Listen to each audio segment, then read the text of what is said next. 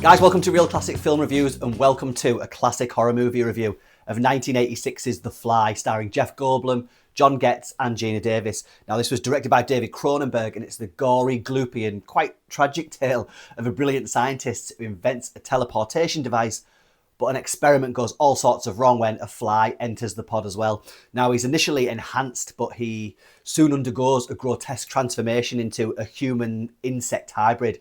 As his body deteriorates, a female journalist struggles to save him. Now, this is, of course, one of modern cinema's great body horror movies, but it's also a crazy romance, a sci-fi thriller, and features one of the great Jeff Goldblum performances.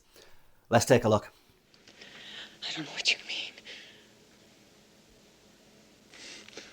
A fly got into the transmitter pod with me that first time when I was alone. Now, it's funny because when I first started this classic movie review channel all those years ago, I had a short list of about 20 movies that I wanted to talk about first. And this movie was on that list. And for some reason, it's taken about 5, maybe 6 years now to get around to it. Anyway, so finally we have David Cronenberg's The Fly, a movie that sees Seth Brundle, played by Jeff Goldblum in maybe his career-defining role, a brilliant but socially awkward scientist who's been toiling away in solitude on a teleportation device. Now, things are going great until Brundle decides to test the machine on himself. Unfortunately, a housefly slips into the pod with him and molecules and DNA and all that kind of thing are fused together. Now, at first, of course, he feels incredible and he finds that he's got this superhuman strength and boundless energy, but soon the transformation begins. Now, as Brundle's body is fusing with the fly at the genetic level, what follows is one of the most unforgettable and infamous examples of both physical and psychological disintegration in horror movie history.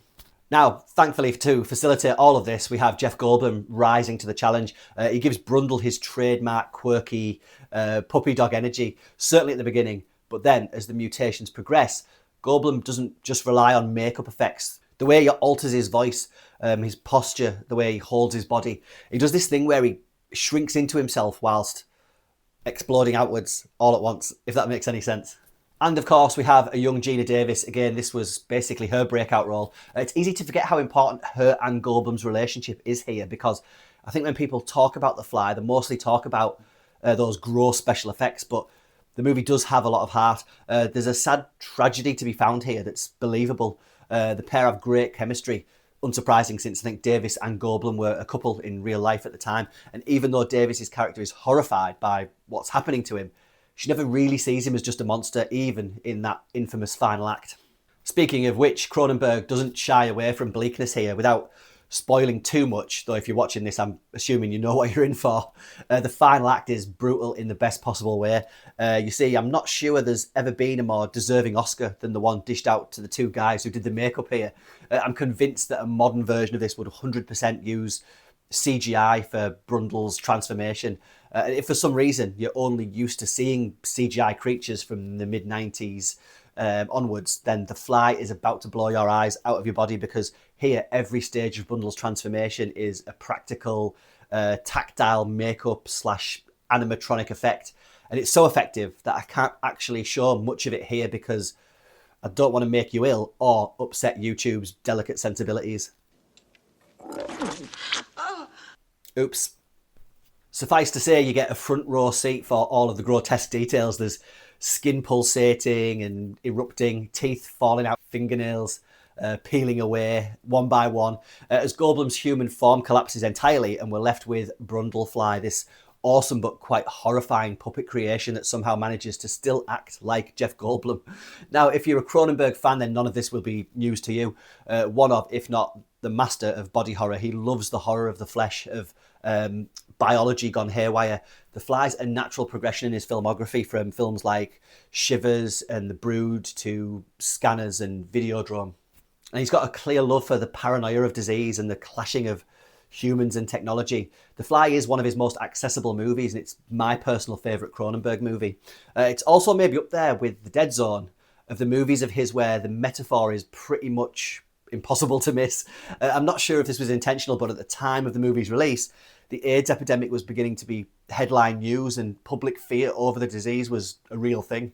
It struck a nerve with movie audiences watching Goldblum develop lesions and losing control and generally declining. And of course, AIDS isn't the only subtext you could replace that with. Choose Alzheimer's or cancer. And I think it's also simply about aging and about how our bodies will inevitably deteriorate. Now, all of that sounds really depressing, but it's also a great movie, I promise. And despite how heavy all of that sounds, the film has some great momentum. Cronenberg keeps it lean. It clocks in just under 100 minutes, I think. The pacing's just right, the build-up, a bit of romance, the highs of Brundle finding he's gained some abilities. There's some great set pieces before the final slide into despair. And now I have to mention John Getz here as Stathis Borans, Davis's ex-boyfriend, the third wheel in one of cinema's most bizarre love triangles.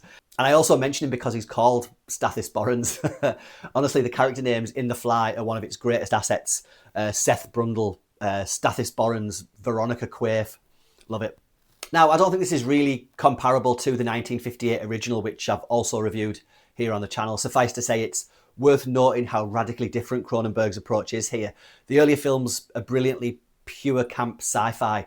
It's got mad science, a giant fly head, Vincent Price reacting with his brand of dignified horror. Great fun, but very much a product of its science is dangerous era. Cronenberg takes the bare bones of that premise and stamps it with his own twisted sensibilities. There was a sequel in 1989 starring Eric Stoltz as Brundle's son, which I'm sure I've seen years and years ago, but couldn't tell you one thing about it. It was directed by one of the makeup guys who worked on this one, but otherwise. Now, before we go, I do have to shout out the production design here. The sets are sparse but great, obviously dominated by Brundle's cavernous loft/laboratory that's seemingly in the middle of nowhere, which starts off as a kind of 80s industrial style mega apartment and gradually transforms through the movie into some kind of biohazard nightmare. The teleportation pods themselves are an iconic bit of movie tech. Now, the image of them, the blue glow and the insect leg coming out of one, is a huge part of my VHS rental childhood. So The Fly for me is up there with the greats of the sci-fi horror genre. Think The Thing and Invasion of the Body Snatchers.